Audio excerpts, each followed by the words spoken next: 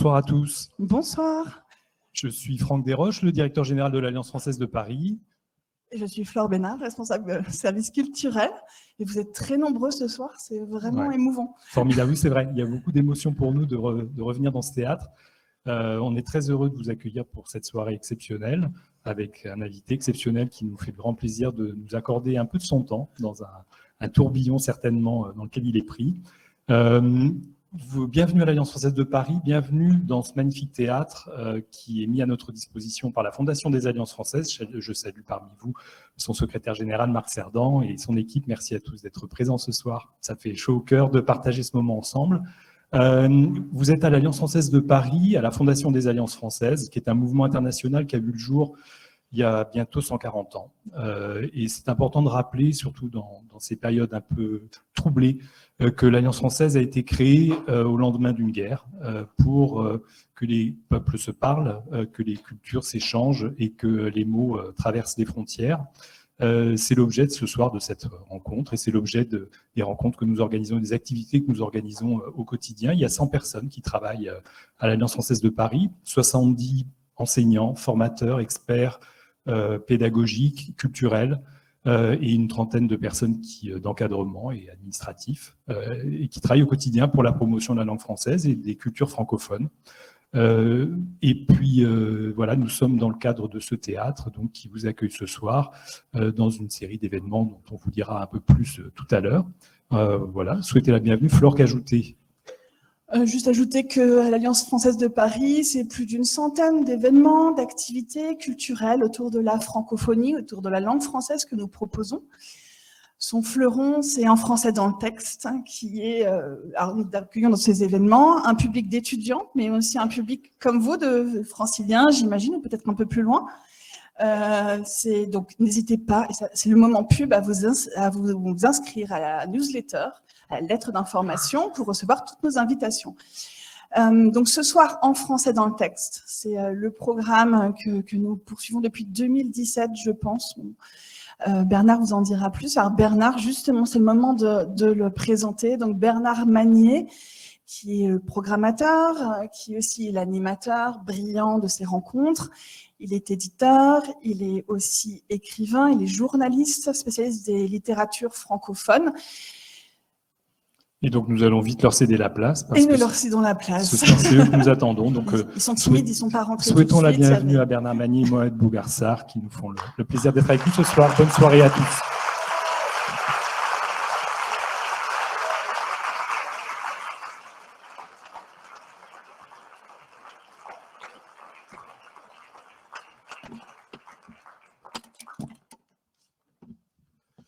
Bonsoir à toutes et à tous, bonsoir à ceux qui nous suivent depuis le lointain, et les lointains sont 60 pays et 450 personnes sont avec nous, avec ces instruments qui sont devant nous et la retransmission qui est faite. Bonsoir Mohamed, merci de bien vouloir répondre à mes questions. Deux mots pour vous présenter, vraiment deux. Vous êtes né en 1990 au Sénégal, vous avez suivi des études tout d'abord au Sénégal, en particulier au Prytanée militaire, ce qui est un événement à noter dans un cursus d'études, et puis ensuite des classes préparatoires, l'école des hautes études de sciences sociales en France, et puis peu à peu vous êtes consacré à ce qui était votre passion avant de devenir peut-être votre exercice favori, à savoir l'écriture. Vous avez tout d'abord publié des nouvelles, mais en particulier une qui a été remarquée dès le début. Cette nouvelle s'appelle La Cale. Et puis ensuite, 3 romans, 2 premiers romans publiés chez Présence africaine, et puis les 2 derniers, 2 purs hommes, et enfin le 4e, celui qui vous a valu le prix Goncourt en novembre dernier. Nous sommes rencontrés un certain nombre de fois déjà avant le prix Goncourt et puis après le prix Goncourt en public. Et ma première question avait été celle que je vais vous poser maintenant. Comment allez-vous ? Alors, bonsoir à toutes et à tous et merci beaucoup pour votre présence et merci aussi à l'Alliance française de nous accueillir ce soir et bonjour à toutes les personnes qui nous regardent d'ailleurs, mais qui sont ici en même temps. Je vais bien. Et je le dis vraiment, ce n'est pas par convenance, par pure politesse. Je vais bien. Je vais plutôt bien. Très heureux. 6 mois après le 3 novembre, date du prix Goncourt, c'est lourd, c'est agréable, c'est comment ? Eh bien, c'est toujours un mélange d'émotions très, très fortes. Je pourrais bien sûr céder à la tentation de pleurer sur mon sort. Vous voyez, de dire que c'est dur, que c'est lourd, que les rencontres ne sont pas... C'est difficile de faire des rencontres, de voyager tous les 2 jours. Mais c'est extrêmement nourrissant aussi. Évidemment, ce n'était pas du tout prévu que on passe 6 mois à être dans une sorte de tournée, mais cela reste globalement une très belle expérience dont il faut sans doute profiter tant qu'on le peut, comme on le peut. Je disais tout à l'heure que je mesure peut-être de plus en plus que ce que signifie, ce qu'on veut dire quand on répète souvent que la France est un pays très littéraire et que la littérature est un des piliers de ce pays. C'est que, oui, au-delà de la personne, c'est la marque aussi, Goncourt, qui fait ça. C'est le prix qui semble créer de façon tout à fait étrange une sorte de fièvre et d'attention pour un livre d'abord et accessoirement pour la personne qui a écrit ce livre, qui ne mérite peut-être pas toute cette attention. Mais voilà, c'est comme ça, il faut vivre avec. En tout cas, je suis très, très, très heureux. Voilà. Vous l'aviez presque envisagé très vite dans votre roman, vous établissez un dialogue entre 2 colocataires et l'un demande « Et c'est ce que tu veux, accéder à la notoriété littéraire dans ce monde extérieur ?» Et répond l'adoubement du milieu littéraire français, qu'il est toujours bon dans sa posture de railler et de conchier, c'est notre honte, mais c'est aussi notre gloire fantasmée, notre servitude et l'illusion empoisonnée de notre élévation symbolique. Alors vous êtes dans quelle situation là ? Vous fantasmez, vous êtes honteux, vous raillez Non, je ris parce que je ris parce qu'évidemment, lorsqu'on lit ces lignes et que l'on voit ensuite ce que leur auteur est devenu ou est en train de devenir, il y a de quoi rire.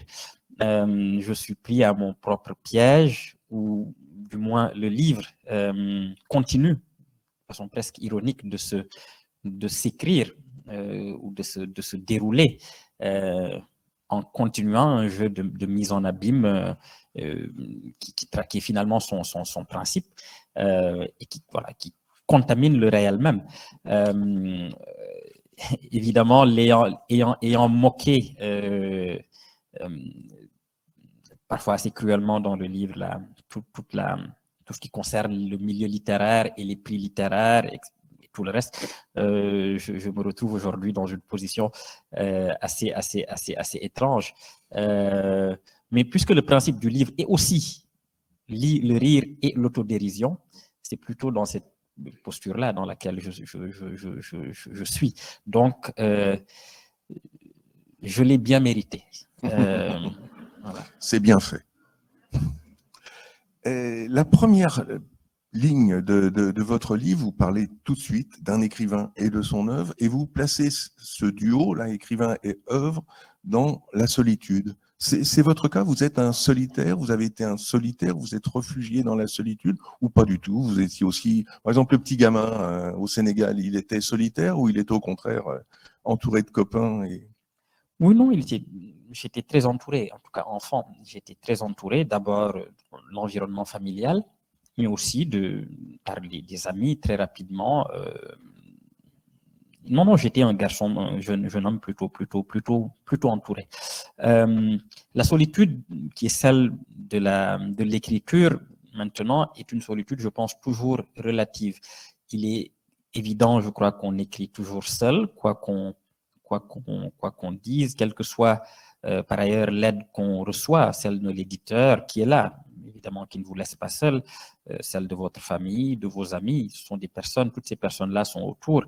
Mais ce que l'écriture exige en dernier lieu, c'est fait d'abord solitairement. Ça, on ne peut pas y échapper. Mais la solitude est toujours relative parce que on écrit aussi avec un certain nombre de fantômes, je crois, nos propres fantômes, mais aussi les fantômes des gens qui nous permettent d'écrire. Et là, je parle des écrivains ou des fantômes des œuvres qui nous permettent aussi d'écrire.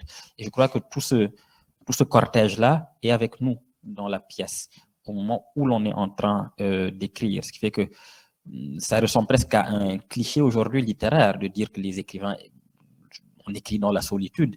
C'est vrai, mais comme tout cliché, il a un revers. En tout cas, c'est une affirmation qu'on peut tout à fait renverser assez simplement pour dire qu'en réalité, on n'écrit jamais non plus très seul. Mais très personnellement, non, je n'ai jamais été solitaire, même dans au moment où je lisais, cela, pour moi, c'est un geste aussi très social. Jamais une manière de sortir de la vie ou de m'isoler. C'est d'ailleurs l'une des choses que j'ai voulu mettre en avant, le fait que la littérature, dans sa part écrite comme dans sa part de lecture, comme écrivain ou comme lecteur, c'est un geste social d'abord, et qu'on doit réintégrer dans le jeu social, et que voilà, je suis tout à fait opposé à l'idée que ce serait une sorte d'écart ou de parenthèse ou d'éloignement de ce qu'on appelle la vie. Voilà. Les livres et vous, c'est une vieille histoire. Le petit gamin, il était déjà lecteur, l'adolescent aussi, ou c'est quelque chose qui est venu plus tardivement? Oui, j'étais dès l'enfance, oui, j'ai lu, mais ce n'est pas la chose c'est-à-dire que enfant, je n'étais pas le type d'enfant qu'on voyait avec un livre à la main tout le temps. C'était une activité parmi d'autres activités, parmi les jeux, parmi les discussions, parmi l'écoute. Mais je crois que oui, dès l'enfance, j'ai été assez entouré par un univers, par l'univers des récits. Voilà, je crois que je suis un enfant du récit au sens très large, qu'ils prennent la forme des contes, qu'ils prennent la forme de dialogues presque socratiques avec des personnes de mon environnement familial, qu'ils prennent la forme de jeux, qu'ils prennent la forme de la lecture aussi. Mais je crois que j'ai été bercé très vite dans un environnement de récit et que très tôt, mon imaginaire profond a été structuré par la question de l'histoire, raconter une histoire ou entendre des histoires. Et le revers, l'écriture, le moment où c'est vous qui racontez aux autres et écrivez pour les autres, ça vient vient très tardivement.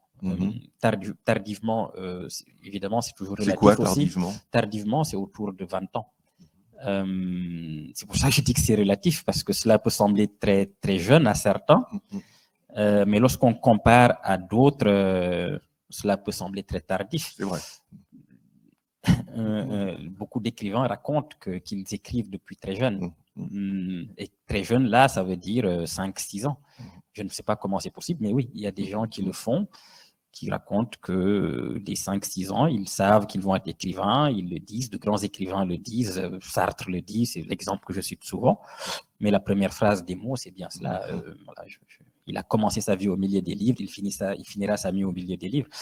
Il y a beaucoup d'écrivains qui sont ainsi, des gens qui ont même eu la capacité comme ça à réécrire, aussi beaucoup d'écrivains le racontent, réécrire des histoires dont ils n'ont pas aimé la fin. Donc, ils se donnent la liberté de réécrire. Moi, je n'ai rien fait de tout cela, ce qui fait que ce n'est que vers 20 ans que je me suis autorisé à vraiment écrire. À quoi? Au poème, à la nouvelle, les deux? J'étais déjà passé par un âge, ce que Kundera appelle l'âge lyrique. Donc, c'est l'âge où on écrit des poèmes. C'est-à-dire l'âge où on écrit de mauvais poèmes. Ça, oui, je l'ai fait. Mais je ne peux pas considérer que c'était de l'écriture à ce moment-là, parce que ça n'engageait rien. Quand je dis que j'ai commencé à 20 ans, c'est vraiment l'âge où j'ai peut-être compris que ça engageait quelque chose. Ça engageait autre chose que le simple plaisir ou le simple divertissement ou la simple volonté d'exprimer quelque chose ou de jouer avec des mots ou de jouer avec la langue. Je pense que c'est vers 20 ans que j'ai compris que l'écriture engageait quelque chose. Et je pense que c'est vraiment à ce moment-là qu'on commence à écrire. Et à quel moment vous voulez les partager, ces écrits? C'est-à-dire que vous considérez quelques années plus tard, 2 ou 3 années plus tard, mais pendant longtemps, je n'ai écrit que pour moi ou pour quelques amis. Dans un blog qui était obscur à l'époque, qui n'existe plus aujourd'hui. Mais j'ai commencé là, c'était vraiment pour garder un lien aussi avec ma famille. C'est que ça a correspondu au moment où je suis arrivé en France aussi, où j'ai eu peut-être également, j'ai fait pour la première fois peut-être l'expérience d'une véritable solitude et d'une véritable envie, d'un désir de faire retour sur moi très, très, très profondément. Donc, oui, voilà. Et ce n'est que vers 23, 22, 23 ans que j'ai commencé à publier, on va dire, et à assumer publiquement de prendre des positions ou de provoquer ou de raconter vraiment des choses. Je citais tout à l'heure la CAL, la nouvelle que vous avez publiée, qui a tout de suite, d'entrée de jeu, obtenu un prix intéressant. C'est un prix Stéphane Hessel, donc cet homme, indignez-vous, c'est quand même quelque chose. Et cette nouvelle avait pour sujet la traite. Comment c'est venu cette idée, vous, jeune homme de 22, 23 ans, d'écrire sur la traite? Peu d'auteurs ont abordé ce sujet venant du continent. Je crois que j'ai toujours été assez intrigué par Gorée au Sénégal, qui est un endroit qui est à la fois un lieu de mémoire et un haut lieu de tourisme aussi. Et j'ai toujours trouvé très étrange cette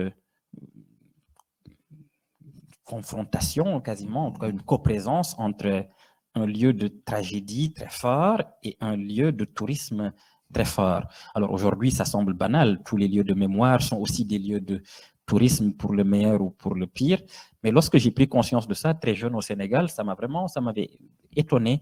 Et je crois que j'ai eu envie d'écrire très tôt sur Gorée ou sur cet endroit. Alors, la CAL n'est pas sur Gorée, mais dans mon esprit, en écrivant cette fiction-là, c'est Gorée que j'avais en tête.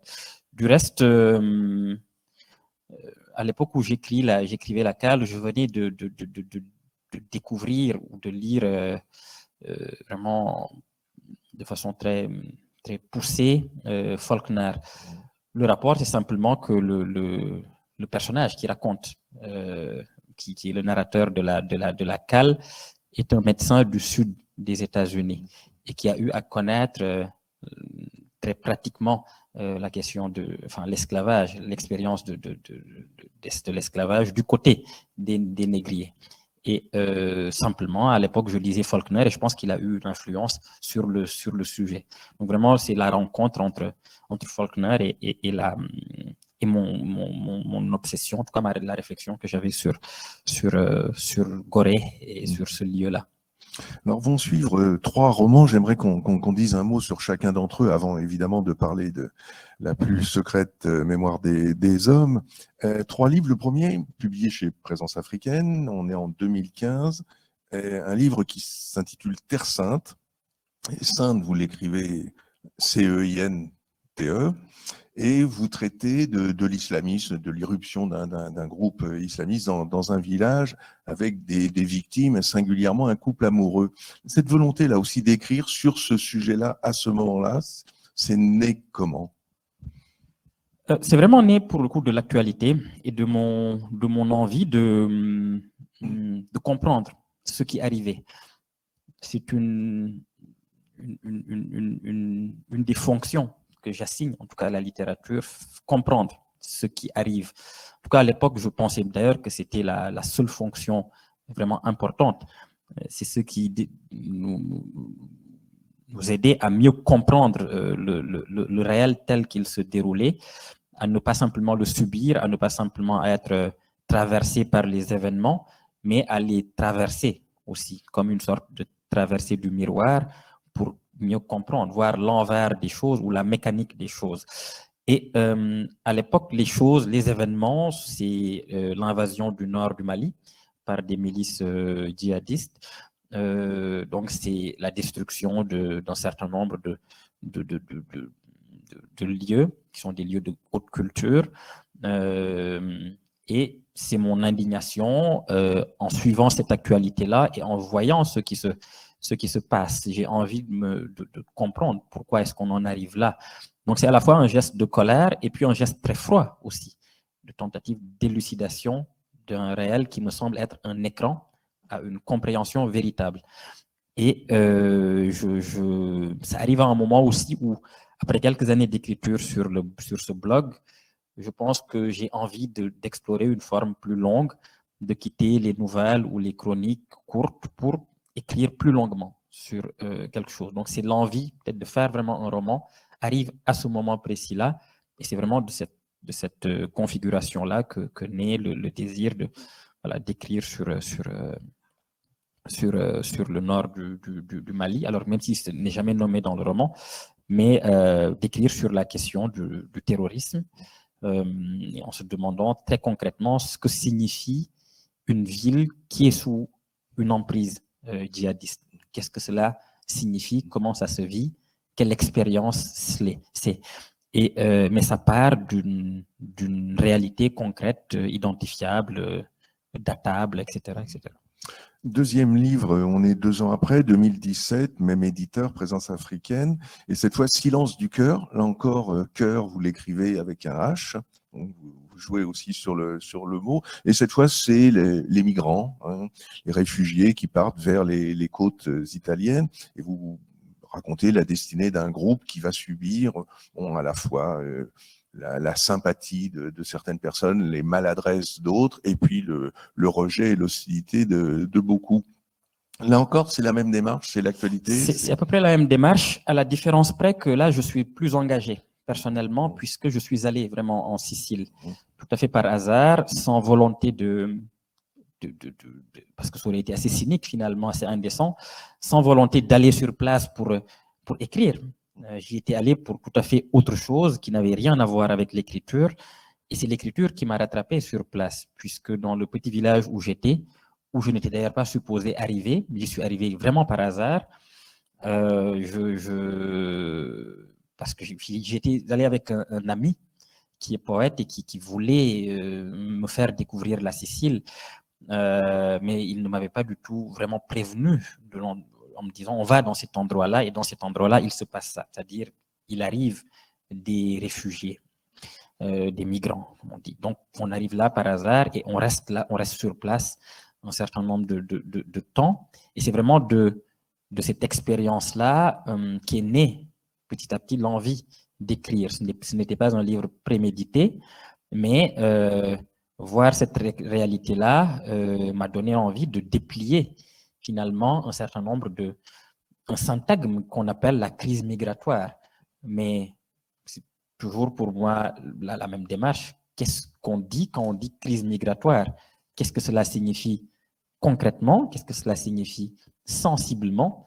Et j'ai eu l'occasion là de le vivre très concrètement avec des réfugiés qui étaient dans un petit village donc en Sicile, avec qui j'ai pu discuter très longuement, avec qui j'ai passé de longues soirées, avec qui j'ai joué au football, avec qui j'ai fait à manger, avec qui j'ai écrit, voilà, une longue expérience de voilà.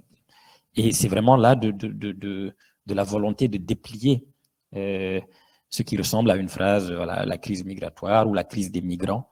Qu'est-ce qu'on entend véritablement par là?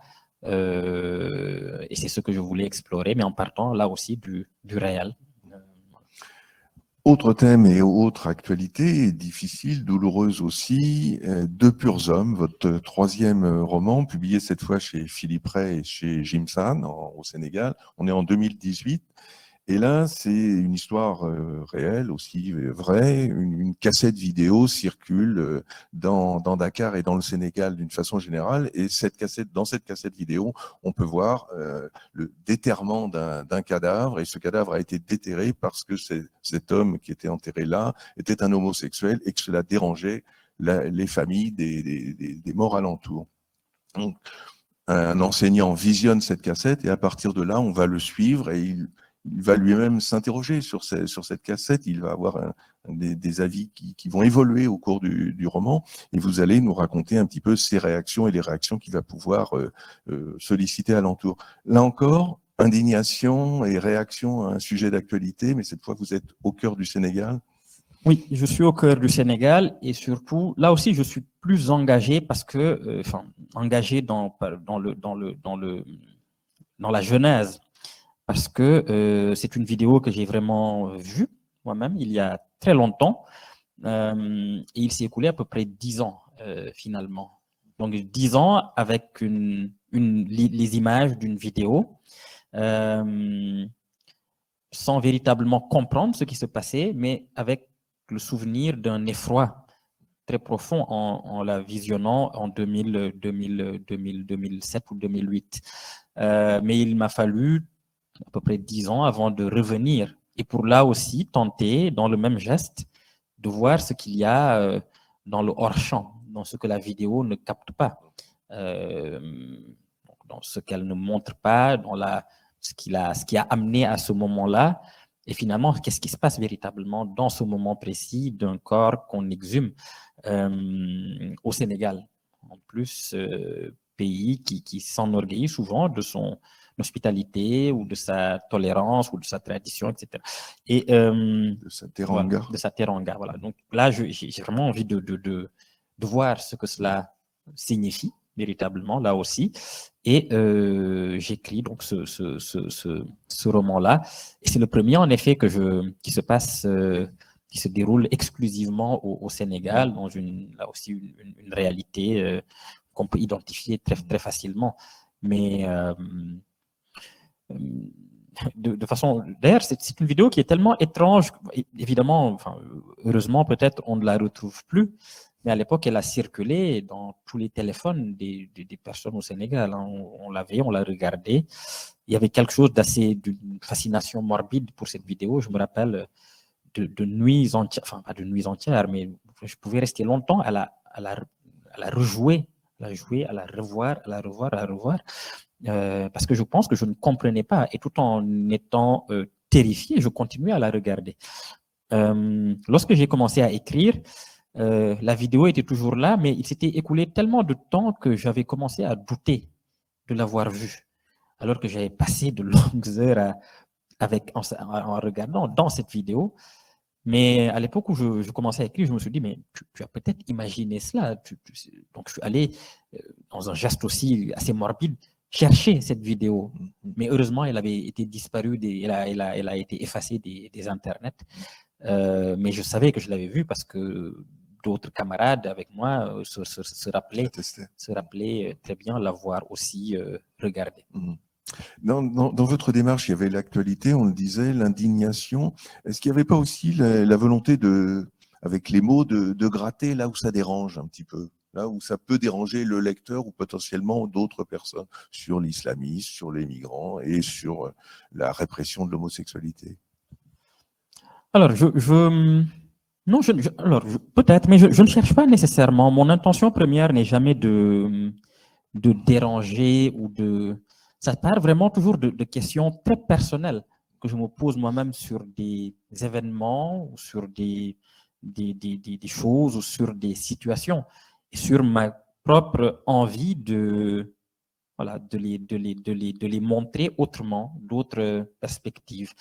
Alors, il se peut évidemment que, puisque c'était des sujets assez sensibles aussi, mais c'est nécessairement, cela peut heurter, cela peut créer des polémiques, d'ailleurs ça n'a pas manqué, cela peut déclencher comme ça des incompréhensions, mais tout simplement parce qu'on fait le tour d'un sujet.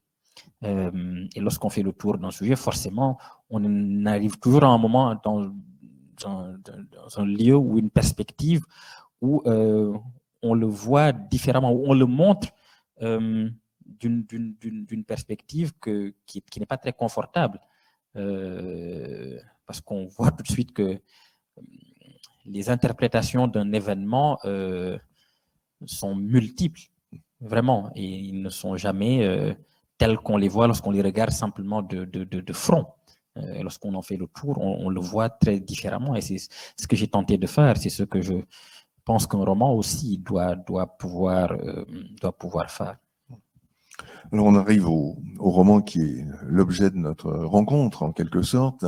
Est-ce que, d'une certaine façon, les trois romans que l'on vient d'évoquer, c'est pour ça que je tenais à ce que vous les évoquiez, ont été nécessaires et préalables à celui-ci? Il fallait qu'il y ait ces trois livres pour que celui-ci existe?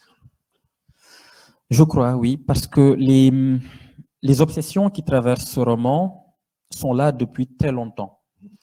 Mais la raison pour laquelle je n'ai jamais pu leur donner corps maintenant, c'est précisément qu'il y avait un chemin à parcourir, un chemin d'écriture, mais un chemin personnel aussi dans la maturité dans l'écriture même, et pour soi aussi, la maturité en soi. Je crois que chaque livre est en effet arrive à un moment qui n'a été possible que parce qu'il y a eu des livres avant lui, ou qu'il y a eu un travail à la fois littéraire et existentiel avant d'arriver à l'écriture d'un livre. Donc je pense que oui, ce livre-là est arrivé avant, même si je crois que dans Les Obsessions, c'est un livre qui précède toujours, en tout cas il précède les trois premiers, maintenant que j'y pense, mais il ne les précède que qu'intérieurement, dans l'appel d'une chose qui semble essentielle pour nous, il les précède. Mais je n'avais pas les moyens, ni le courage, ni la possibilité simplement de l'écrire à ce moment-là. Il a fallu passer par d'autres textes. Cela ne veut pas dire que ces textes-là étaient des entraînements. Cela ne veut pas dire qu'ils n'avaient pas de réelle urgence. Ils avaient une urgence et une demande et un appel. Simplement, voilà. Mon chemin devait passer d'abord par ces livres-là. Alors, on arrive à ce roman qui est un roman d'apprentissage, un roman qui est au cœur même de la littérature, de la création. On est en 2018, pour ceux qui n'ont pas encore lu, peut-être pour les gens surtout qui nous suivent de loin. On est en 2018, un jeune homme qui s'appelle Diégane, qui était un jeune écrivain sénégalais, découvre, on lui fait passer un livre qui a paru quelques 80 ans auparavant.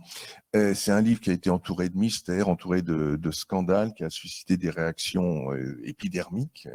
On parle à propos de l'auteur d'un Rimbaud nègre, on parle même de bave de sauvage à propos de cet écrit.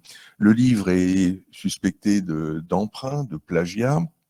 Le livre est retiré de la circulation littéraire et l'auteur disparaît. Et à partir de là, Diégane, donc le jeune homme, va enquêter, va chercher à rencontrer cet auteur, le retrouver et essayer de débusquer un petit peu ce qui est entre l'auteur et l'œuvre.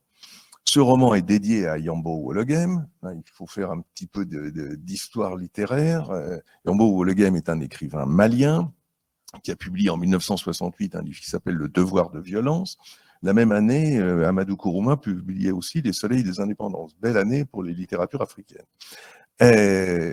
Donc 68, il obtient le Renaudot, et très vite ensuite, on soupçonne là aussi de plagiat, et les ayants droit de Graham Greene se plaignent qu'il y a des emprunts.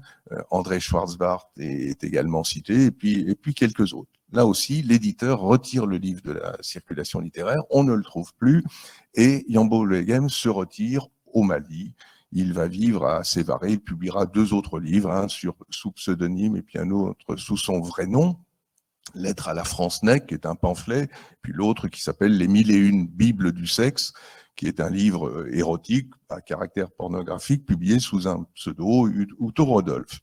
Ça, c'est la véritable histoire. Et vous arrivez avec votre héros, et il y a une différence qui est essentielle, c'est que vous placez votre histoire, la publication en 1938 et non pas en 1968. Alors, 2 questions. Yambo Olegem et vous, c'était quoi? Comment vous avez eu envie d'écrire à propos de ce livre et de cet auteur? Et pourquoi cette différence de 30 ans? On la comprend très bien quand on a lu le livre. Alors, Olegem, c'est un auteur que je découvre quand je suis encore lycéen. Parce que j'ai un professeur à Saint-Louis qui m'en parle tout le temps, mais sans arriver à me le faire découvrir. Donc, il a tout de suite été une sorte de fantasme dès le début. Vous savez, ce type de choses qu'on vous promet toujours, mais qui n'arrivent jamais et que vous finissez par imaginer sous toutes les formes possibles. Vous voyez des extraits, voilà, mais sans arriver à le lire intégralement. Et le jour où il retrouve le livre, il n'est pas dans sa version intégrale parce que c'est des feuilles volantes. Mais je le lis tout de même, même dans cette version. Et même dans cette version un peu tronquée, je vois déjà, il suffit de lire quelques phrases, quelques pages pour se rendre compte que on est en présence d'un écrivain de premier rang. Et ce texte-là, Le devoir de violence, me marque énormément. Et je le lis plusieurs fois. Au fil des années, je finis tout de même par trouver une version intégrale qui confirme que c'est un grand livre. Mais voilà, il reste dans un coin de mon esprit, mais de façon de plus en plus insistante au fil des années. Je découvre ensuite toute l'histoire, toute la polémique littéraire. Je découvre son retrait, son silence, l'énigme de ce retour à Sévaré, et puis toute la mythologie Olegem, toute la légende Olegem qu'il a lui-même entretenue en un sens. Donc on est vraiment en présence d'un écrivain qui semble maudit au sens classique du terme, mais on découvre très vite aussi que la malédiction peut être un choix, puisque là, c'est lui qui décide de s'enfermer dans le silence, de ne plus rien publier, même si c'est un choix qui est fondé d'abord sur un non-choix, sur une exclusion, sur une marginalisation. Donc, je déplie aussi cette histoire-là, et elle me semble être simplement une métaphore de ces obsessions dont je parle depuis tout à l'heure, c'est-à-dire l'obsession de la valeur de l'écriture. Quand je dis valeur, c'est vraiment ce que ça coûte d'écrire. Chez Olegem, ça coûte simplement le silence, ça coûte l'œuvre, ça coûte une carrière, ça coûte l'écriture même. Mais j'ai envie, je vois ça dans cette histoire. Je vois aussi la métaphore du silence, c'est-à-dire d'une autre façon peut-être d'écrire ou de faire littérature, c'est précisément d'arrêter d'écrire. Je vois évidemment toute la mythologie rambaldienne du retrait. Je vois, je vois l'écrivain qui accède peut-être à un stade supérieur du travail littéraire qui se fait dans l'ombre. Et ça sont des questions que je me pose depuis très longtemps pour diverses raisons, mais voilà, j'ai toujours eu aussi cette question qui semble absurde, qui est qu'est-ce qui se passe dans l'ombre? Qu'est-ce qui se passe dans l'ombre? Et dans Olegem, dans l'histoire de Olegem, je trouve cela. Et il me semble qu'en littérature, vraiment m'intéresse aussi ce qui se passe dans l'ombre, ce qui n'apparaît pas.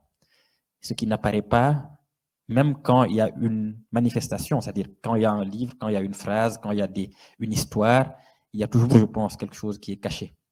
Et c'est pour cela que je répète souvent que ce qui m'intéresse dans l'écriture, c'est l'ombre même de l'écriture. C'est ce qui n'apparaît pas, c'est la phrase qu'on ne lit pas, mais qu'on sent, qu'on devine. Enfin bon, bref, tout cela, ce mysticisme-là pour dire que Woologem me fascine pour cela aussi.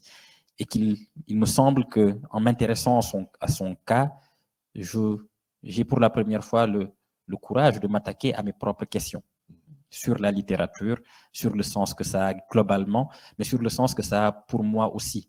C'est que ça arrive un moment où j'ai publié 3 romans, où je ne suis pas encore certain de vouloir continuer à faire ça, ou en tout cas, il me faut une réponse, ou il me faut une question beaucoup plus forte que cela pour me porter, pour continuer parce que me travaille aussi l'envie de ne plus écrire. Et chez Woologem, je trouve tout cela. Et donc voilà le rapport que j'ai avec Woologem. Voilà pourquoi c'est lui qui est à l'origine de ce livre. Voilà pourquoi c'est à lui que je dédie ce livre. C'est un grand écrivain dans l'œuvre duquel, et puis dont la trajectoire me fait toujours, voilà, me donne toujours une idée, une certaine idée de la littérature. Et le choix du décalage, non? Et le décalage, c'est simplement que c'est aussi une période qui me permettait de prendre en charge des questions plus politiques liées au racisme, liées à la manière dont les écrivains africains sont aussi reçus en France, la manière dont ils sont lus, dont ils sont analysés, dont ils sont édités. Et puis c'est l'entre-deux-guerres, donc c'est aussi, en France en tout cas, un moment important, d'où sont sortis énormément de monstres. Donc ça me permettait aussi d'inclure l'histoire et puis à la proximité avec la Première Guerre mondiale, enfin voilà, tout ce qui apparaît dans le roman, il me semblait que c'était le moment le plus simple. Et ça me permettait simplement de me détacher aussi de la figure de Woologem, tout simplement, pour qu'on ne soit pas tenté de faire des analogies un peu trop faciles. Et vous intéressez cette fois à Eliman et non plus à Woologem. Alors, nous s'intéresser à Diegan, le personnage qui va nous emmener jusqu'à la fin du roman. On a quelques informations. On sait qu'en 2008, par exemple, il est en classe de première dans un internat militaire au nord du Sénégal. C'est une coïncidence? Oui, bien sûr. Bien sûr. Non. Et plus loin, je lis, page 24-25, j'obtins le bac, je quittais le Sénégal et vins poursuivre mes études à Paris. Toujours des coïncidences.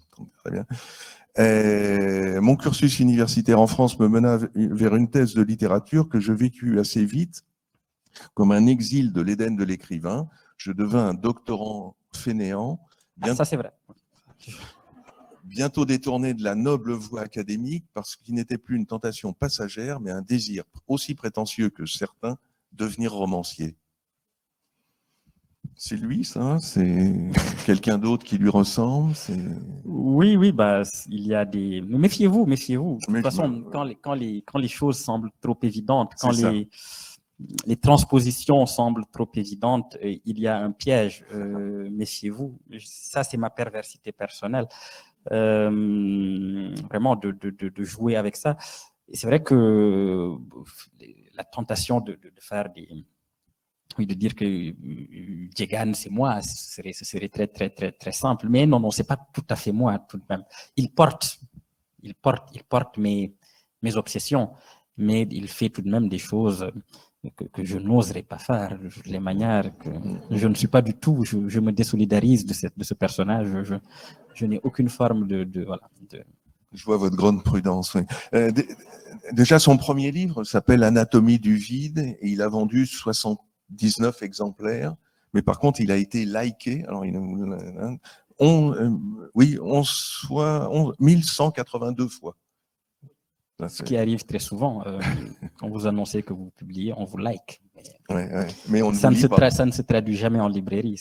On s'est à se demander pourquoi les gens vont ou passent ces likes et ces commentaires qui sont toujours très enthousiastes. Hein, mais bon, Alors, la quête du jeune homme, bon, elle va se faire en rencontrant un certain nombre de personnes qui sont des personnages extrêmement différents, mais qui chacun va apporter un petit peu une pièce du puzzle, une facette du personnage ou de son histoire.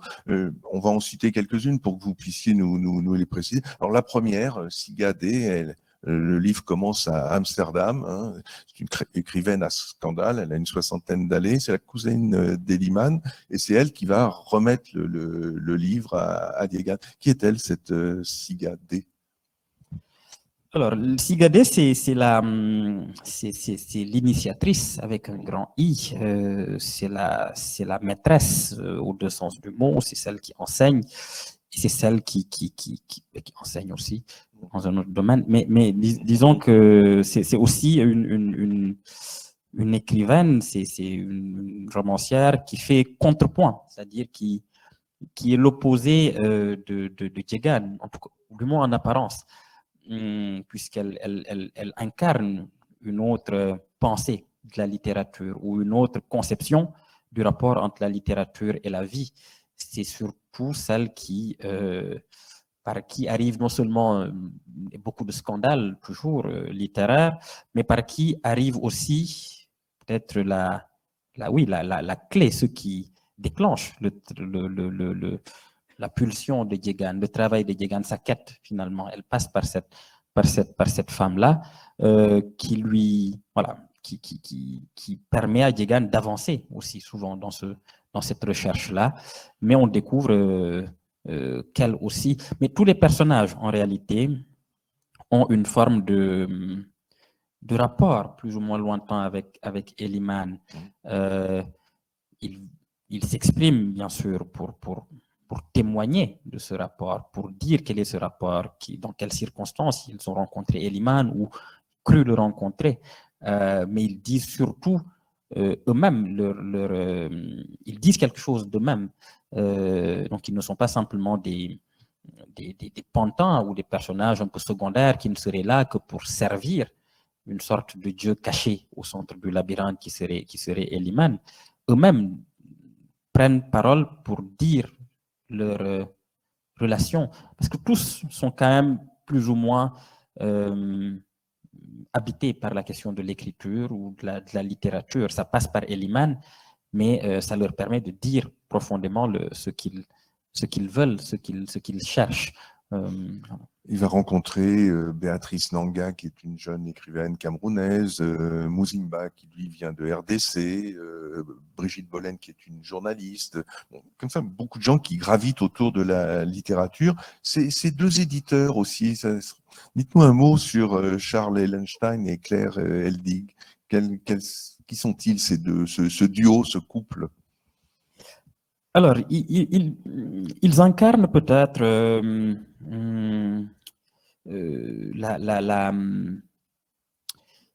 une certaine littérature française de la première moitié du XXe siècle, qui est extrêmement, qui est coincée, si on veut, entre le 19e siècle et les avant-gardes, finalement, de la première moitié du XXe siècle, et qui cherchent une autre voie. Et dans cette recherche-là, ils tombent sur Eliman et voilà, leur histoire commence à ce moment-là. Ce sont des gens du livre, des gens qui croient dans la puissance du livre, mais qui sont aussi extrêmement humains dans les rapports qu'ils ont avec Eliman. Enfin, ils incarnent aussi peut-être la porte d'entrée vers une question que je ne pouvais pas éviter de toutes les manières, qui est celle de la situation des Juifs, parce qu'ils sont tous les deux Juifs. Et quand je parlais tout à l'heure de Jean du livre, c'était aussi à dessein, voilà, il y a aussi cette tradition-là du livre avec un L majuscule, à laquelle ils sont tous les deux attachés.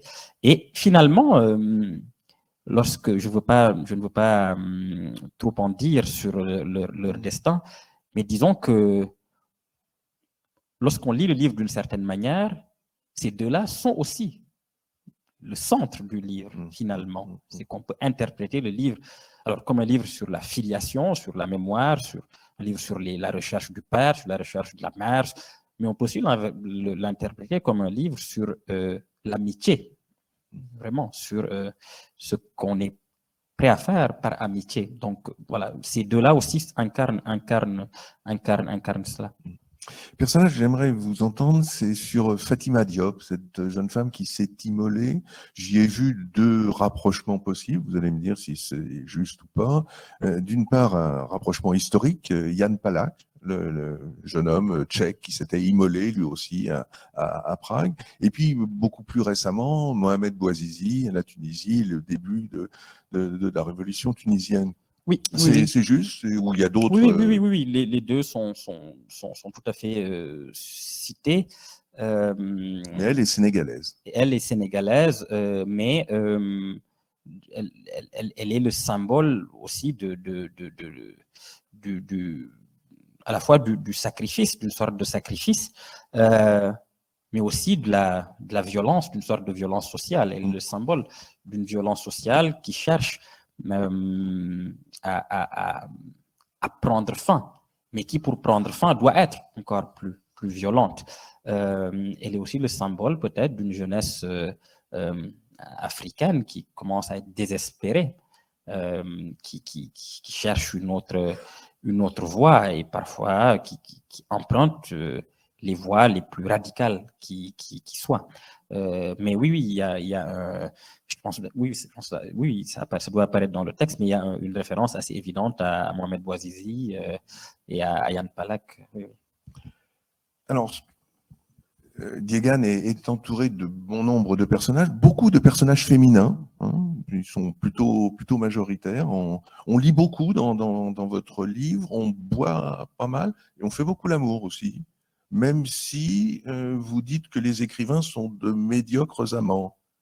Je vous lis, les écrivains, et j'en ai connu beaucoup, ont toujours été parmi les plus médiocres amants qu'il m'ait été de rencontrer. Tu sais pourquoi ? Dit la jeune femme qui parle. Quand ils font l'amour, ils pensent déjà à la scène que cette expérience deviendra. Chacune de leurs caresses est gâchée parce que leur imagination en fait ou en fera, chacun de leurs coups de rein affaibli par une phrase.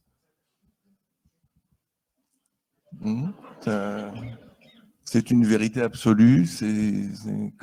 Que dois-je en penser ? Il faut. Moi, je dis toujours qu'il faut expérimenter. Donc, faites-vous votre propre opinion sur la question. Moi, je ne peux pas m'avancer sur ce terrain. Oui, il faut tenter, il faut voir, il faut. Oui, exiger des écrivains qu'ils confirment ou infirment la chose. Moi, je ne suis qu'un humble serviteur des personnages. Il se trouve que ce personnage de Sigadé voulait aller dans cette direction-là et a une affirmation, comment dire, qui sert de point de départ à maintenant des expériences que chacun et chacune, bien sûr, y réfléchissent. C'est un sujet sérieux. Ils réfléchissent et se fassent sa propre idée sur la question. Vous n'êtes pas très loin de Wologem, là aussi, qui a lui aussi beaucoup expérimenté à l'écrit, en tous les cas. Oui, à l'écrit, oui, il a beaucoup expérimenté. Quand on lit les 1001 Bibles du sexe, on pense évidemment aux 120 journées de Sodome, on pense on pense aux 11 000 verges d'Apollinaire. Enfin bon, il y a tout un ensemble, tout un imaginaire du libertinage. On pense à tous ces grands romans du XVIIIe siècle français, à tous ces romans libertins, tout simplement. On pense à, évidemment, il y a Sade qui apparaît très clairement, mais il y en a un certain nombre d'autres, Crébillon, Saint-Évremont, enfin bon, tout un ensemble de... Tout le XVIIIe siècle arrive comme cela, et Mais oui, il y a Wologam, c'est très curieux parce que Wologam, je n'ai pas de preuves et les recherches que j'ai faites à ce sujet n'ont rien de probant, mais je suis quasiment convaincu qu'il a lui-même eu très brièvement. Mais bon, ça, je ne sais pas si je peux le dire que je suis sûr, non, mais en tout cas, je l'imagine. J'imagine qu'il a eu, même brièvement, très secrètement, une vie de libertin, mais un libertinage très, très chic, très... Pourquoi on parle de ça? C'est vous qui nous en parlez, moi je n'y suis pour rien. Peut-être pas plus sérieusement, parce que c'était sérieux, mais c'est une histoire individuelle que vous nous racontez, mais qui est inscrite dans l'histoire vraiment du siècle, avec un grand H. Vous l'avez dit tout à l'heure, la Première Guerre mondiale, mais la Seconde Guerre mondiale est présente, la colonisation, la décolonisation évidemment. Il y a une échappée argentine dans le livre qui évoque une chasse aux nazis. L'actualité et l'histoire est très, très présente. Vous avez eu la volonté d'inscrire un destin littéraire africain dans le concert du monde? Oui, parce que j'avais l'impression que c'était un peu absent de la littérature africaine. Je n'ai pas du tout la prétention de dire que je... Non, parce qu'il y a eu des livres extrêmement intéressants. Le premier qui me vient est celui de mon ami Sami Tchek, par exemple, qui a écrit un texte qui s'appelle Hermina, dont le protagoniste pourrait à certains égards rappeler d'ailleurs Gigan, qui se déplace un peu jusqu'en Amérique latine. Mais j'avais l'impression que confronter un protagoniste africain par sa famille, par sa trajectoire, par son histoire, à l'histoire du XXe siècle, à l'histoire des 2 guerres mondiales, à l'histoire de la colonisation, à l'histoire aussi de l'Amérique du Sud, à travers la question politique des grandes dictatures. Il y avait tout un ensemble d'échos comme cela, qui me semblait évident, mais que je ne retrouvais pas vraiment dans la littérature africaine, alors que au XXe siècle, il y a eu quand même eu de grands écrivains qui ont traversé cette histoire, et parfois le traversé très directement, qui en sont des témoins oculaires et qui ont très peu écrit finalement sur cela. Senghor, par exemple, je parle de Senghor parce que c'est Senghor, et il est très proche finalement Alors, Senghor a fait évidemment la Deuxième Guerre mondiale, a été fait prisonnier, etc. Il a très peu écrit sur cette question-là. Quelqu'un comme Nkrumah a fait la guerre aussi en Indochine, mais a finalement très peu écrit sur cette question-là. Comme si, oui, la question du rapport à la guerre et à la guerre qui ne se passait pas sur le continent africain, je veux dire, était un peu occultée. Et j'avais vraiment envie de mettre aussi un protagoniste africain et de le faire d'une perspective littéraire, d'en faire donc un écrivain qui rencontre d'autres écrivains et qui vit l'histoire à travers l'histoire littéraire aussi. Donc, qui rencontre Borges, qui rencontre Sabato, qui rencontre Gombrowicz, et qui écrit à un moment où il y a en France des écrivains qui semblent quasiment mythifiés, statufiés, parce qu'ils sont aussi des géants.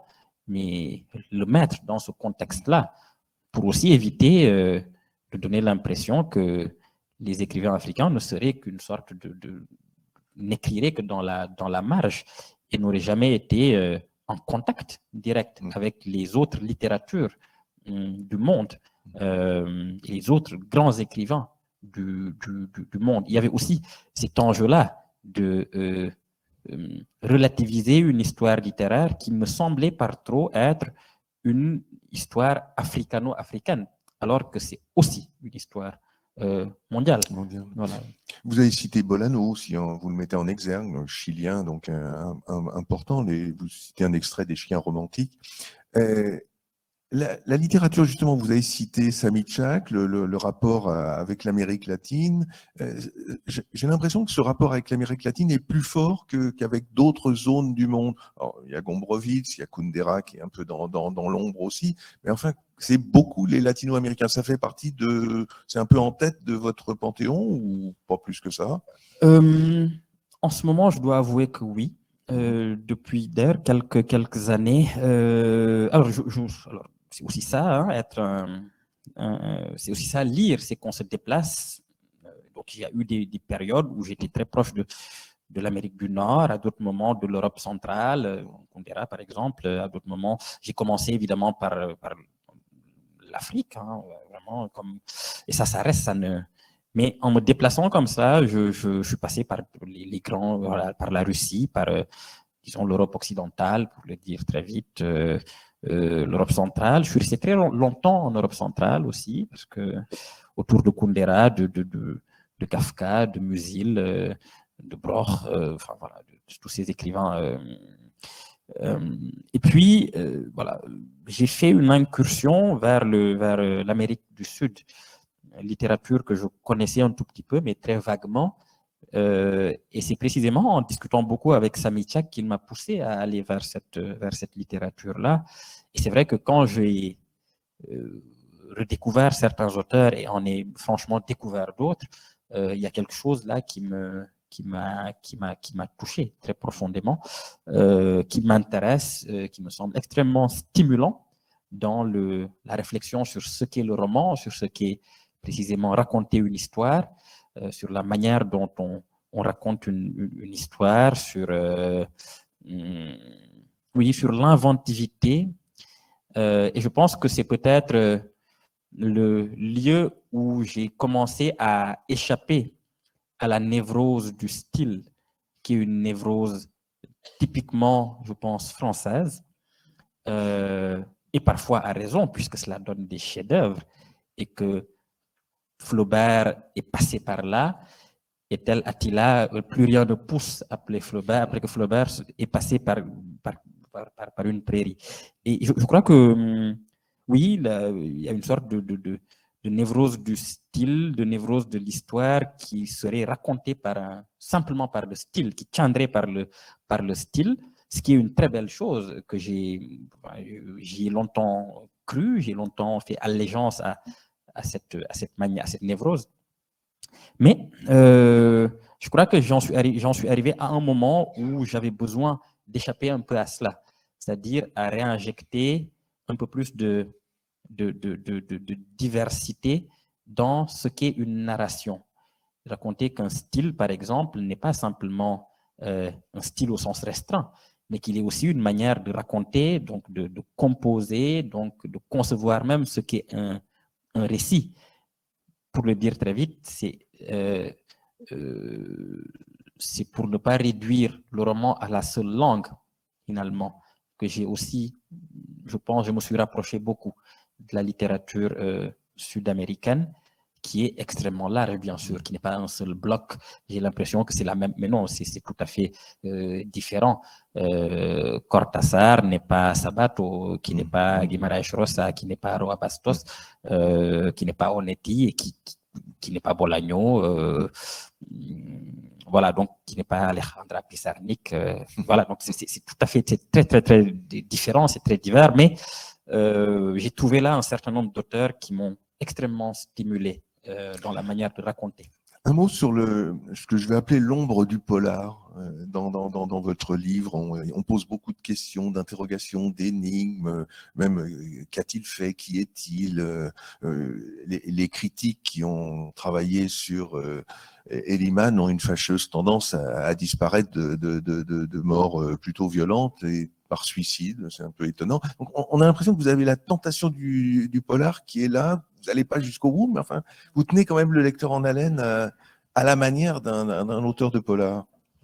Oui, parce que c'est vrai que j'ai un certain intérêt plutôt théorique pour le polar. Je n'en lis pas énormément, je dois l'avouer, mais j'estime que ce n'est pas du tout un sous-genre comme on le désigne. dans le roman, il n'y a pas, oui, c'est pas un polar, il y a des accents ou des parodies de polar ou des sortes comme ça oui, des atmosphères de polar parfois. Mais c'est parce que j'estime que c'est vraiment un genre qui permet d'aller très directement au cœur de l'énigme humaine, qui est l'énigme de la violence ou du mal. Et en partant de choses qui sont très simples, quelque chose disparaît, un corps disparaît, quelqu'un disparaît, et il faut le retrouver. Il faut la retrouver, cette chose. Mais la retrouver implique toujours, évidemment, de plonger dans une noirceur qui est celle du monde, mais qui est aussi celle de l'homme, qui est la nôtre propre. Et il me semblait que c'est un genre qui exposait toujours à la limite de notre propre humanité. Et que ce n'est pas simplement un genre distrayant. Pour moi, lorsqu'on lit un polar simplement pour se bon, je ne veux pas porter de jugement. Alors, tout le monde lit comme il veut, mais disons que ce n'est pas simplement le suspense de savoir whodunit qu'il a fait qui m'intéresse. Ce n'est pas simplement ça. Je trouve un enjeu vraiment métaphysique. Et au fond, on pourrait considérer que la question de la recherche d'une réponse ou d'un corps ou d'un secret ou de quoi c'est la question de la littérature elle-même. D'ailleurs, on ne peut pas la limiter au simple polar. On écrit des livres aussi parce qu'on cherche quelque chose, à la différence près que j'estime en tout cas qu'il n'y a jamais de résolution pleine. Il n'y a jamais de réponse. Il y en a une infinité qui se double d'infinité d'autres questions. Ce qui fait que, en tout cas, je considère vraiment que le travail de la littérature est toujours un travail d'enquêteur, de recherche, mais d'une chose qu'on ne découvre pas, et pire encore, d'une chose dont on ne connaît pas la nature. Comment avez-vous construit ce livre qui est très, très structuré, très architecturé? Vous aviez l'ossature avant de commencer, ça s'est fait au fil de la plume. Les personnages sont arrivés au fur et à mesure, vous les aviez en tête. Comment ça s'est fait? Certains sont arrivés, mais je ne travaille jamais à partir d'architecture parce que j'en suis incapable, tout simplement. Dans ce qu'on appelle la structuration, je suis très chaotique, donc je n'ai jamais de plan, pour le dire très vite. Cela peut sembler un peu surprenant, vu la composition même du roman. Mais j'hésite toujours, je ne sais jamais si c'est un roman qui a une architecture complexe ou une architecture qui est tout à fait chaotique. J'hésite toujours. Et à la lecture, je pense que parfois, on peut le sentir. On peut avoir l'impression que... Mais il a été composé selon un principe de labyrinthe. L'image du labyrinthe, je l'avais en tête, c'est sûr. Il fallait maintenant donner une signification à ce qu'est un labyrinthe. Et pour moi, la signification du labyrinthe, in fine, n'est jamais celle d'un lieu de clôture. C'est toujours, paradoxalement, un lieu d'ouverture. Un labyrinthe est un lieu, pour moi, de liberté. C'est un lieu de 1000 promenades possibles. Et c'est pour cela que je prends plaisir. J'imagine que être dans un labyrinthe est d'abord un grand plaisir. Après,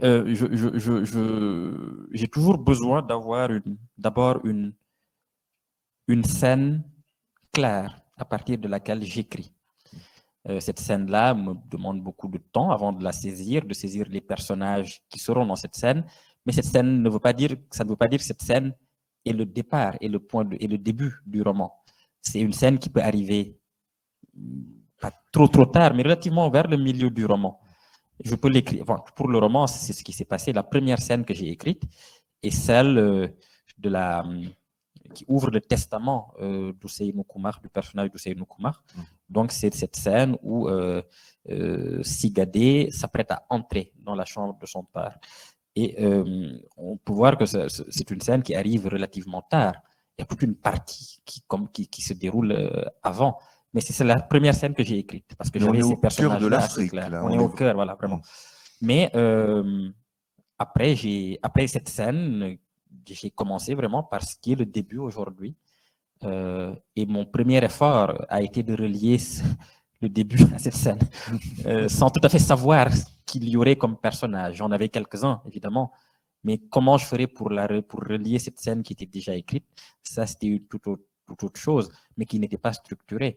Ce qui a le double l'avantage de me laisser énormément de liberté pour faire ce que je veux, aller dans tous les sens que je veux, et l'inconvénient, vous le voyez évidemment, c'est que lorsqu'on est bloqué, lorsqu'on n'a pas de plan, on est vraiment bloqué. Donc, on n'a pas de pierre de touche, on n'a pas de recours, on ne peut pas se dire je vais écrire une autre scène en attendant parce qu'on ne l'a pas prévu.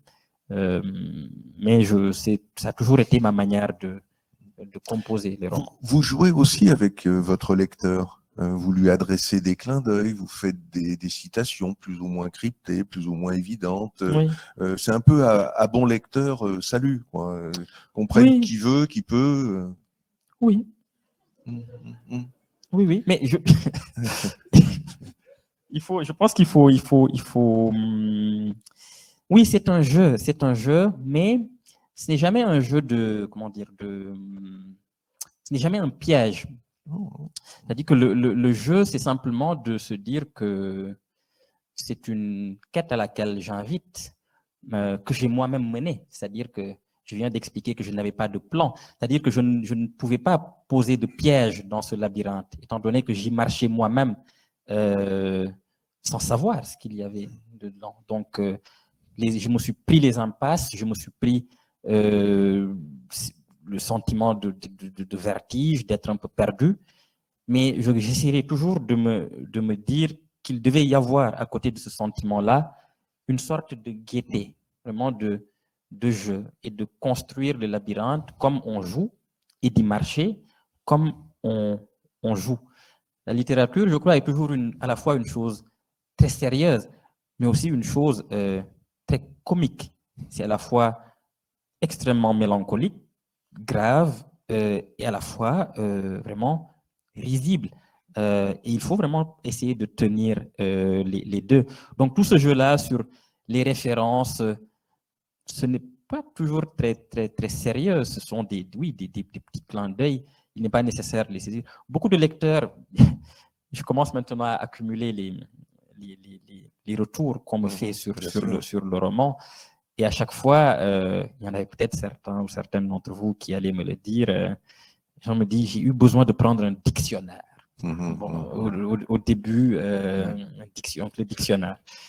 Et certains ont pris vraiment cette chose-là très au sérieux, en disant, c'est un mot que je ne comprends pas, c'est un mot qui est rare. Vous aimez les mots rares, quand même. Oui, mais c'est surtout l'idée que je les aurais placés là pour embêter les lecteurs. Alors que non, c'est simplement aussi une façon oui, c'est aussi un jeu, c'est une parodie parfois, dans cette première partie, c'est une parodie d'érudition. Donc, rien n'est aussi à prendre extrêmement au sérieux sur cette question-là. L'humour est très présent dans votre livre, l'ironie, la dérision, l'autodérision aussi. Oui. Donc, il ne faut pas du tout m'imaginer dans mon coin ricanant du lecteur qui va buter sur consuétudinaire ou je ne sais pas quel autre mot. Vous êtes plus bienveillant que vous ne le laissez paraître finalement. Alors. Oui, mais c'est toujours le danger des rencontres publiques. On se montre plus bienveillant qu'on apparaît vraiment dans le roman, alors que l'idée d'être un affreux romancier qui se joue de ses lecteurs n'est pas si déplaisante au fond. Mais bon. Alors l'affreux romancier, il a eu le prix Goncourt, c'est un poids très très lourd. Le fait d'être sénégalais, donc d'être africain, je vous cite, vous avez dit, le prix Goncourt, c'est un signal très fort à beaucoup de gens, d'abord au milieu littéraire français, mais aussi à tous les milieux littéraires de l'espace francophone. C'est une responsabilité aussi d'avoir ce prix. Et en quoi le fait d'être sénégalais, le premier africain subsaharien en tous les cas, à obtenir le Goncourt, en quoi est-ce que c'est une charge supplémentaire? Alors, je ne sais pas si c'est une charge ou alors c'est vraiment une charge à mon corps défendant, mais j'ai aussi appris à accepter l'idée que je le veuille ou non, c'est un symbole. Que je le veuille ou non, je vais devenir un symbole. Je le suis peut-être déjà. Que je le veuille ou non, je vais devenir un exemple ou un modèle pour un certain nombre de Sénégalais, par exemple, ou d'Africains de façon plus globale, ou même au-delà. Pourquoi pas? Mais j'ai appris aussi à dire que on n'est jamais celui qui décide de ce que les gens font de vous, de votre parcours, ou de vos réussites, ou de vos échecs, ou de vos accomplissements. Comme être humain, nous avons aussi besoin de nous symboliser des choses, de nous représenter le monde par des symboles. Donc, je n'ignore pas la question de la représentation ou du symbole, et il se peut que ça puisse aider des gens à avoir moins peur, à se sentir moins seul, à y croire, à vouloir devenir écrivain, les pauvres, à vouloir. Mais disons que voilà, je comprends très bien cela. Je ne le vis pas comme une charge, c'est-à-dire que je ne vais jamais dans des endroits en me disant il faut que je me montre exemplaire, ou il faut que j'ai les paroles qu'il faut, il faut que. J'essaie vraiment de dire toujours sincèrement ce que je pense, ce que je porte sur le cœur, comment je vois les choses, de répondre aux questions qu'on me pose, mais jamais en me mettant cette pression-là, en me disant que je dois me comporter de telle manière. Parce que je pense que c'est vraiment en étant le plus naturel qu'on a peut-être la chance de toucher le plus profondément des gens. Après, ce que j'ai toujours répété, c'est qu'il ne faut pas que le symbole l'emporte par trop et qu'il devienne un symbole un peu écran qui cache la réalité, qui peut être violente, et qui ne suffit pas de dire, par exemple, ah, mais voyez, non, il y a eu un prix Goncourt africain pour éviter, par exemple, voilà, de prêter plus d'attention aux littératures qui viendraient d'ailleurs.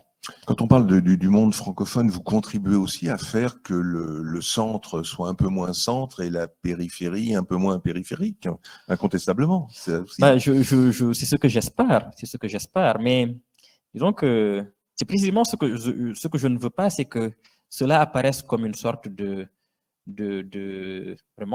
d'excuse pour que le centre se réinstalle pleinement comme centre en ayant l'excuse d'avoir, à un moment donné, récompenser ce qui viendrait de la périphérie, entre guillemets. Il faut que le décentrement continue. Il faut que des textes qui viennent de tout l'espace dit francophone continuent à apparaître, à être plus lus. Il faut que tous ces écrivains, ce continent littéraire, puissent être de plus en plus découverts et qu'ils comptent aujourd'hui. Et qu'on ne doive plus attendre, par exemple, un siècle pour que un autre écrivain subsaharien obtienne une récompense semblable. C'est surtout ça l'ambiguïté de cette récompense aujourd'hui. Évidemment, je m'en réjouis, mais je vois aussi tous les problèmes qu'elle peut poser dans le futur. Après, on verra dans le futur.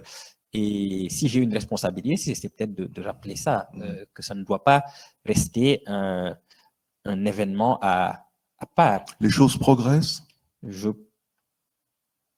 pense, très lentement, mais je pense qu'elles progressent tout de même. Par rapport à il y a un siècle, évidemment, mais même par rapport à il y a une dizaine ou une quinzaine d'années, il y a quand même une évolution. Énormément d'écrivains de grande valeur auraient pu obtenir, bien sûr, ce prix avant moi. Je parle d'écrivains africains, subsahariens, auraient pu l'obtenir, mais se sont heurtés à un certain moment à une sorte de plafond de verre symbolique qui était là et qui est peut-être toujours là pour la plupart des écrivains africains. Je rappelle que Amadou Kourouma a failli l'avoir, ce prix. Il était en finale, en tout cas dans le dernier carré, Et on raconte qu'il ne l'aurait pas eu parce que un membre du jury de l'époque aurait dit que lui vivant, quelqu'un qui manie la langue française de cette manière-là, donc la manière de Nkrumah, n'aurait jamais le prix Goncourt, qui est supposé être le fleuron de la distinction littéraire française. Donc, par rapport à il y a, je sais pas, 15 ans, 20 ans, ça a quand même évolué. Il a eu le Renaudot. Voilà, il a eu le Renaudot, mais voilà, après, avant lui, il y a eu tout un ensemble d'écrivains comme ça qui auraient tout à fait eu et dont l'œuvre méritait, bien sûr. Après, il faut que ça continue. J'espère que ça continuera et que les œuvres de qualité continueront à être écrites et reconnues en provenance. Alors, sur les œuvres qui sont écrites, mais avec une langue, ou plus exactement des langues, j'aimerais bien vous entendre sur vous et la langue française, mais aussi les langues que vous appelez les langues de derrière, vos langues là, qui sont présentes. D'ailleurs, dans le livre, vous citez ça et là quelques mots qui viennent du sérère, qui viennent du peul, qui viennent du wolof, bien sûr. Et quel rôle jouent-elles ces langues ou cette langue dans votre écriture en français? Oui, alors elles jouent elles sont le principe d'hybridation qui me permet d'arriver à ma langue la plus personnelle. Il y a évidemment la langue qu'on utilise pour écrire. Pour moi, c'est le français, ça ne fait aucun doute. Mais je crois qu'il y a toujours un usage personnel d'une langue qui fait qu'on puisse appeler cela notre écriture ou notre voix.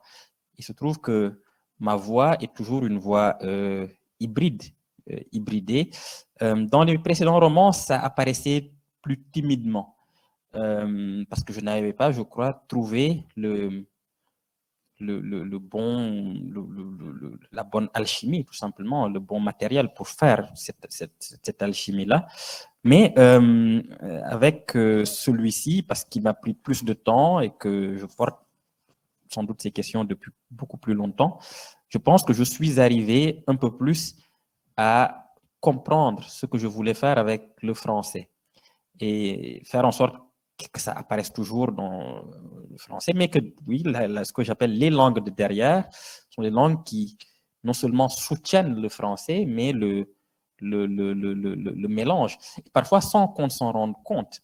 Mais ce n'est pas simplement... Alors, c'est un premier degré de cette hybridation et de voir des mots ou des phrases, des bouts qui apparaissent littéralement, sans traduction dans le texte français, de façon tout à fait délibérée. Mais derrière, c'est quasiment dans des choses qu'on ne peut pas tout à fait expliquer, mais dans des rythmes de phrases. Par exemple, les langues de derrière, reprendre des rythmes d'autres langues qui seraient les langues que je parle par ailleurs. Voilà, c'est cela. C'est pas simplement une manifestation physique de la langue, mais c'est plutôt une manifestation, oui, presque métaphysique ou voilà, de la langue, mais qui touche aussi à la manière dont on écrit en français, jusque dans l'unité de base quand même de l'écriture, qui est la phrase. Enfin, voilà, Une autre symbolique, vous parliez de symbole tout à l'heure, vos deux derniers livres, et dont celui-ci, sont publiés chez deux éditeurs, un éditeur français, Philippe Ray, et l'autre éditeur sénégalais, Jimsan, la maison est dirigée par Boris Boubacar Diop, écrivain, Felwine Sarr, également écrivain. Le fait d'avoir un pied sur chaque continent, un pied dans chaque pays, d'un point de vue littéraire, c'était quelque chose d'important? Oui, c'était important. C'était important. Quand Jimsan a été créé en 2015 par Felwine Sarr, Nafissa Toudia et Boubacar Boris Diop, j'ai eu une grande joie. J'ai éprouvé une grande joie à me dire, voilà une maison qui... Alors, je ne savais évidemment pas à l'époque que j'allais publier un jour, mais après la rencontre avec Felwine Sarr, notamment, voilà, ça s'est fait assez naturellement. Et ça a ce sens-là, en effet, de maintenir une sorte de pont entre la France et le Sénégal. C'est aussi un signe de ma propre trajectoire. Et symboliquement, politiquement, il est important que ce prix aille aussi à une maison d'édition sénégalaise pour le futur. Voilà. Pas mon futur, mais le futur de la maison et le futur des gens qui publieront dans cette maison.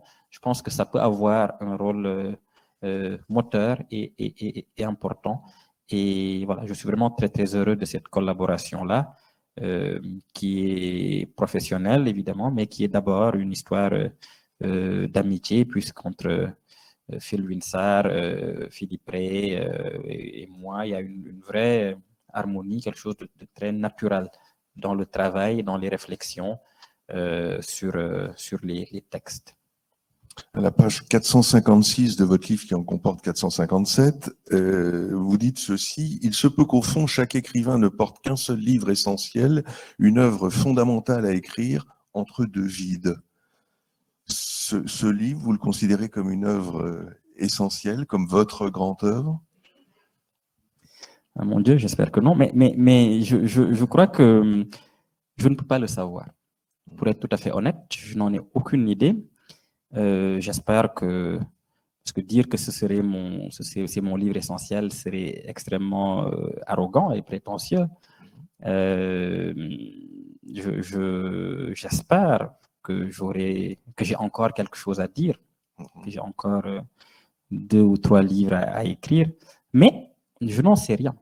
Si dans l'avenir, je vois que je n'ai plus rien à dire d'important, en tout cas qui me semble essentiel ou qui me semble important, oui, je n'aurai aucune forme d'amertume à passer à autre chose. Il y a tellement d'autres choses à faire d'une vie, tellement de belles autres choses à faire.